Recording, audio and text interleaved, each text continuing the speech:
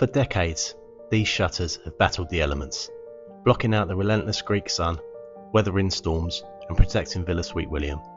But now, they're in desperate need of help. In this new mini-series, we'll begin the process of retiring and then repurposing the original shutters whilst restoring and rejigging some slightly less weathered shutters that were salvaged from an old building here in the UK. Now, they're not quite the same shape, they're not quite the same size, so they're going to need dismantling, putting back together to fit the windows over at Villa Sweet William in Greece. Now, as you'll know if you've seen our channel before, we're more than happy to try to turn our hand to most jobs.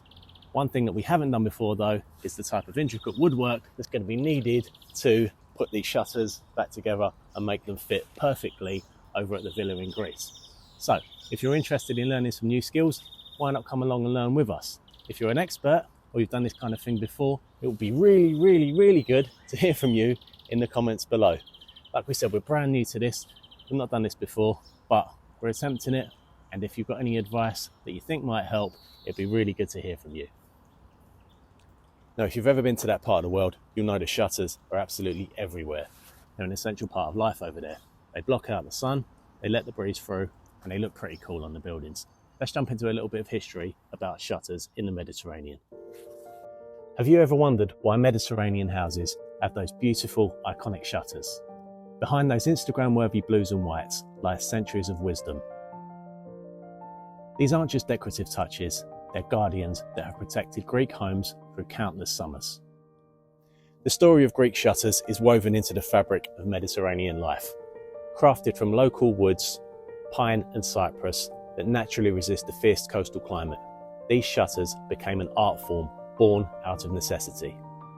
Unlike the heavy curtains of Northern Europe, Mediterranean shutters performed a delicate dance with the elements. With just a simple adjustment, they could transform a home from a fortress against the midday sun into a breezy sanctuary. It's the kind of elegant solution that makes you wonder if our ancestors understood something about living with nature that we've somehow forgotten. As maritime trade flourished across the Mediterranean, each region developed its own signature style. Venetian influences brought elaborate designs to places like Zakynthos in the Ionian Islands, while other parts of Greece embraced the stunning simplicity of blues and whites that now fill travel photographers' archives. While modern materials offer new possibilities, traditional wooden shutters still grace thousands of homes across Greece. Their endurance isn't just about nostalgia, it's about something that works so well that with just a little maintenance, it never needs replacing. Alas, despite having been lovingly installed by the original owners, somewhere along the way, the shutters on our villa fell into disrepair. We've worked hard to prolong their life as best we can, and we've documented this in some of our previous videos. But now it's time to retire them and repurpose them into a life that will be much kinder to them. But the restoration story continues. We've salvaged some beautiful shutters from an old home in the north of England, and we're hoping that by combining them with the original Greek hardware and ironwork, that we'll be able to maintain a link to Villa Sweet William's past while making sure that it has a bright and breezy future. So this shutter journey hasn't exactly been a straightforward process for us. We've been through several phases, to-ing and fro-ing about what to do for the best. We fixed up the front shutters last year just to get us through last summer and make the front of the house look pretty, but they weren't very robust, and just a few pushes in the wrong places meant that they broke. We're at the stage now where we're thinking about letting the villa out at some point in the future, so we need to give the villa something a lot more sturdy, robust, and able to take a little bit more of a beating. But we finally made a decision. We have these shutters. Let's head over to Zakynthos now. Let's have a bit of a measure up, see what size the windows are there, and then we'll know what size we need to make these shutters. 110 by 112.5, 100%.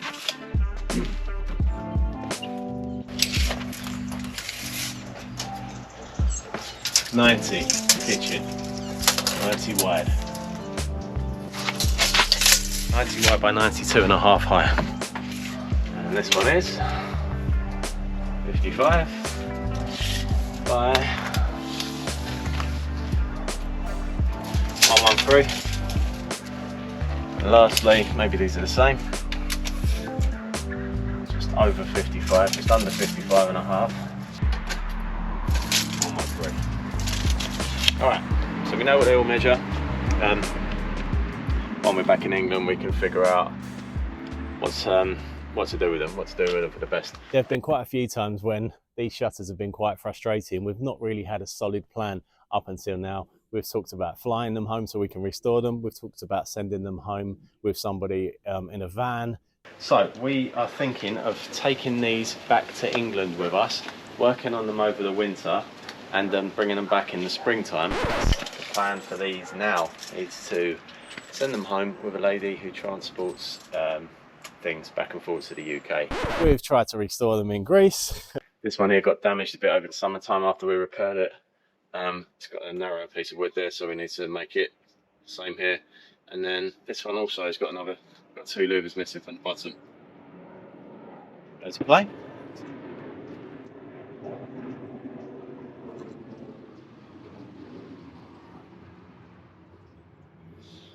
So one of the good things about living near the airport is it takes 5 minutes to get here once we arrive, 5 minutes to get back.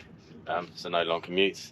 And the downside is that noise, but it's, you know, you get used to it. It's literally 60 seconds of noise every couple of times an hour.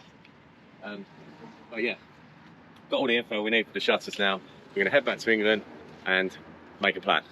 We've been through so many different options, but finally it's nice to have an actual plan. So as we mentioned, we're absolutely no experts. Myself and Joe are going to be doing this project on our own. Hopefully with some help from you guys. Please feel free to get involved. Maybe you'll stay in the villa at some point in the future. So how cool would it be to know you've been involved in some of the projects?